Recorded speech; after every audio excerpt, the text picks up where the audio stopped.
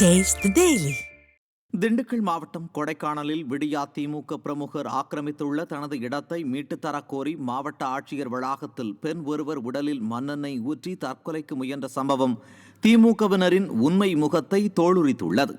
பள்ளங்கி கோம்பை பகுதியைச் சேர்ந்த வனராணி என்பவர் தமிழக அரசு தனக்கு வழங்கிய இடத்தை அதே பகுதியைச் சேர்ந்த திமுக பிரமுகர் பெரிய கருப்பரின் பிள்ளைகள் ஆக்கிரமிப்பு செய்து வைத்துள்ளதாக கூறி தனது 3 குழந்தைகள் முன்பு மாவட்ட ஆட்சியர் வளாகத்தில் தற்கொலைக்கு முயன்றதால் பரபரப்பு ஏற்பட்டது.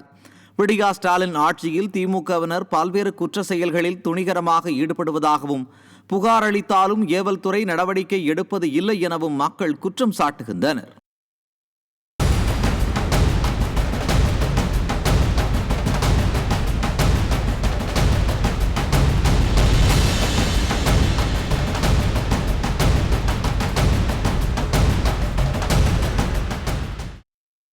திருவண்ணாமலை ஆட்சியர் அலுவலகத்தில் தன்னையும் தாக்கி தன் வீட்டையும் சூறையாடியவர்கள் மீது நடவடிக்கை எடுக்கப்படாததை கண்டித்து விவசாயி ஒருவர் தர்ணா போராட்டத்தில் ஈடுபட்டார். வானாபுரம் பகுதியைச் சேர்ந்த வீரபத்ரன் என்பவரை 2 ஆண்டுகளுக்கு முன் 15க்கும் மேற்பட்டவர்கள் நிலத்தகராறு காரணமாக தாக்கியதோடு அவரின் வீட்டையும் சூறையாடினர். இதுகுறித்து பலமுறை புகார் அளித்தும் நடவடிக்கை எடுக்காததில் விரக்தியடைந்த விவசாயி ஆட்சியர் அலுவலகம் முன் பதாகையோடு அமர்ந்து தர்ணாவில் ஈடுபட்டார். அத்துடன் சில ஆண்டுகளுக்கு முன் தனது தந்தையும் அண்ணனும் விபத்தில் உயிரிழந்தது கூட சந்தேகத்தை ஏற்படுத்துவதாக கூறிய வீரபத்ரன் இதுகுறித்து விசாரணை மேற்கொள்ள வலியுறுத்தியுள்ளார்.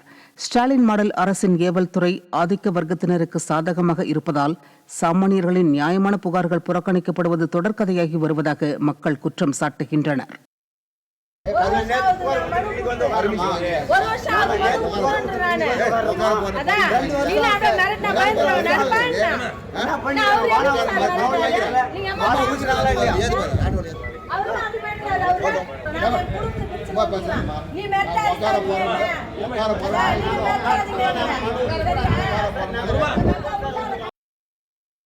ஒரு 15 பேர் அளவுக்கு எங்கள் ஊருக்கு வந்து எங்கள் வீட்டில் வந்து மிரட்டினாங்க. ராவு மணி 10 மணிக்கு மேலே அதை வந்து புகார் கொடுத்தேன். வானாபுரம் ஸ்டேஷனில் புகார் கொடுத்தோம். இது வரைக்கும் என்னான்ட்டு எடுக்கல. அது பிற்பாடு கலெக்டர் ஆஃபீஸில் மாவட்ட ஆட்சியர் அலுவலகத்தில் 3 முறை நான் புகார் கொடுத்தேன். இது வரைக்கும் என்னான்னு எடுக்கல. அதனால மன உடைச்சல் ஏற்பட்டனான்னு வந்து உண்ணாவிரதம் உக்காந்தேன். பழனி தண்டாயுதபாணி சுவாமி கோவிலின் உபகோவிலான கள்ளிமந்தயம் வரதராஜ பெருமாள் கோவிலுக்கு சொந்தமான நிலத்தில் திருமண மண்டபம் அமைக்கும் அரசாணைக்கு உயர்நீதிமன்ற மதுரை கிளை இடைக்கால தடை விதித்துள்ளது.